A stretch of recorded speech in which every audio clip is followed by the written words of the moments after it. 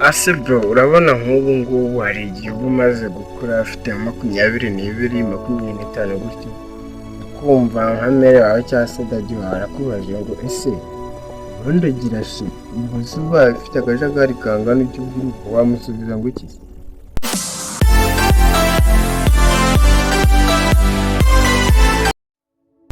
Ariko guys, njye njya nibaza buriya iyo ubyutse mu gitondo ukagenda ugahura n'umukobwa ukamubwira ati ndagukunda, ukagenda wagira hirya ugahura n'undi wampaye namba gutyo gutyo gutyo, uba wumva kwera amaherezo yawe ari ayahe?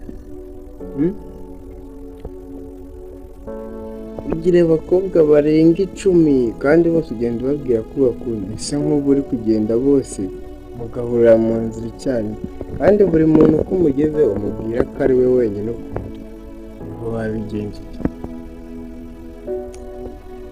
Umva nkubwire bro, ndi kubwira wowe musore, umva nkubwire abo bantu bose ugenda ubwira ngo urabakunda ubakinisha, uwabagukunda biri seriye afite n'abantu benshi bamukunda, ariko bose aba yarabirengagije akareba wowe kubera ko gukunda.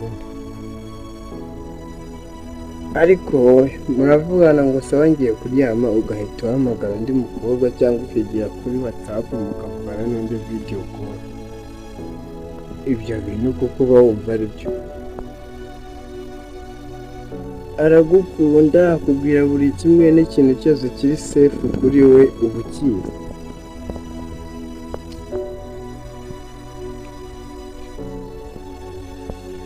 Mbona ntazi icyerekezo cyanjye kabisa.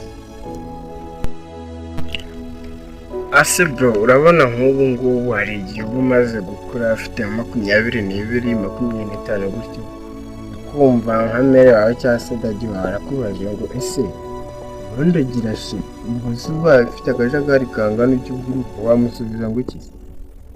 Ntiwapi nawe, kandi buri munsi akubona n'umukobwa mushyashya.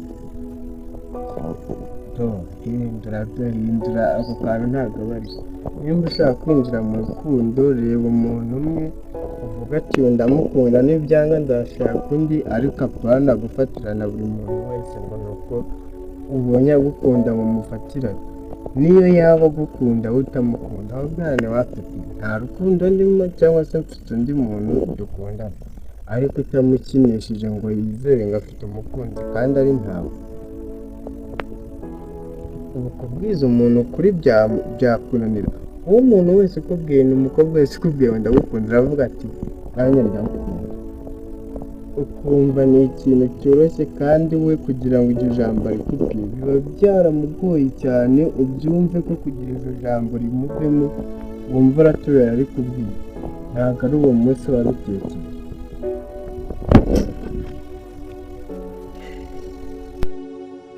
Ariko wowe ngaho ugeze hariya hirya uhuye n'undi mukobwa, ni ntago yancika, nta maherezo yayo ibyo arimo. Ubuse nk'ubu ufite gahunda, hari igihe ubyukana ubigira wumva ufite gahunda yo kuzana umukobwa, ubwo muri abo ngabo wamenya ubana n'uwuhe.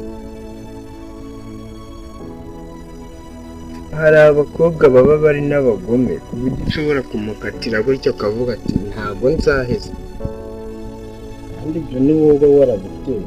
Nko kugenda ubwira umuntu ngo uramukunda kandi utamukunda, uwo birimo ari seriye. Hari abantu baba badaheza bari seriye, ukavuga nti uko byagenda kose agomba kuzaba uwanjye, gusa icyo byansaba gukora cyose nzagikora. Abantu nk'abo bari none yibaza harimo nka 3 ufite bateye gutyo, avuga ni agomba abo wanjye, urumva koko mbese nyine ubaye dayisi yabo tu.